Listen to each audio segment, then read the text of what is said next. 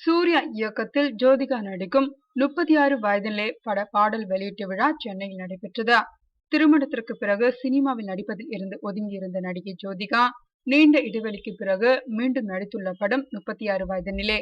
இது மலையாளத்தில் வெற்றி நடை போட்ட அவால்டாரியு படத்தின் தமிழ் ரீமேக். இப்படத்தை சூர்யா தனது 2D நிறுவனம் மூலம் தயாரித்துள்ளார். இப்படத்தின் ஆடியோ வெளியீடு சென்னையில் நடைபெற்றது. இந்த நிகழ்ச்சியில் நடிகர் சூர்யா தனது மனைவி ஜோதிகா மற்றும் மகளுடன் கலந்து கொண்டார். மேலும் நடிகர்கள் சிவகுமார், கார்த்தி, ரகுமான், இயக்குனர்கள் KS ரவிக்குமார், பாலா, பாண்டிராஜ், வெங்கட் பிரபு, ராதா மோகன், தரணி, தயாரிப்பாளர்கள் ஞானவேல் ராஜா, தன்செழியன், நடிகை அபிராமி உள்ளிட்ட பல்வேறு திரையுலக பிரபலங்கள் கலந்து கொண்டனர்.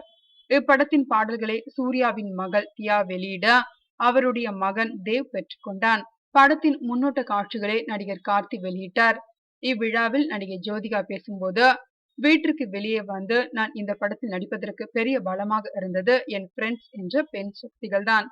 அனு, லட்சுமி, தேவி, பூர்ணிமா உள்ளிட்ட சில முக்கியமான தோழிகள் கொடுத்த ஊக்கம்தான் இந்த படத்தில் நடிக்க உதவியாக இருந்ததா. அத்தை, மாமா இருவரையும் அம்மா, அப்பா என்றுதான் அழைப்பேன். இதுவரைக்கும் ஒரு நாள் கூட இது மாதிரி பண்ணாதே என்று கூறியதே இல்லை. சினிமாவில் இயக்குனர் பிரியதர்ஷன் சார் அறிமுகப்படுத்தினாலும் வசந்த் சார் வழி நடத்தியதால் கேரியரை கலர்ஃபுல் ஆகியதா.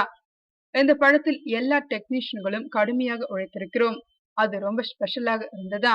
இசைக்கோர்ப்பின் போது சந்தோஷ் நாராயண் மனைவி கூடவே இருந்தார். படப்பிடிப்பின் போது கேமராமேன் திவாகரின் மனைவி உடன் இருந்தார்.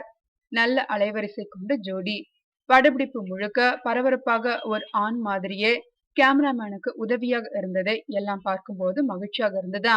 என்னுடைய சின்ன வயதில் என் அம்மா தம்பி எப்படி ட்ரீட் பண்ணுவாங்களோ அதே மாதிரிதான் என்னையும் ட்ரீட் பண்ணுவாங்க. பையன் பொண்ணு என்று அம்மா பிரித்து பார்த்ததே இல்லை. அதெல்லாம் இப்போ வரைக்கும் எனக்கு பல இடங்களில் உதவியாக இருக்கிறதா. ஷூட்டிங் ஸ்பாட்ல எல்லோருமே இப்படி ஒரு அழகான அனுபவத்தோடு தான் கழித்தோம். இயக்குனர் ரோஷன் ஆஸ்ட்ரூட் இப்படி ஒரு சிறந்த படத்தை எனக்கு கொடுத்திருக்கிறார். அவருக்கு நன்றி. தமிழில் தற்போது பெண்களை மையமாக வைத்து படம் உருவாக்கும் ட்ரெண்ட் இல்லை. மலையாளம், தெலுங்கு, இந்தியில் அந்த சூழல் உள்ளதா. இங்கே இல்லாமல் இருப்பதற்கான காரணம் ஏனென்றே தெரியவில்லை.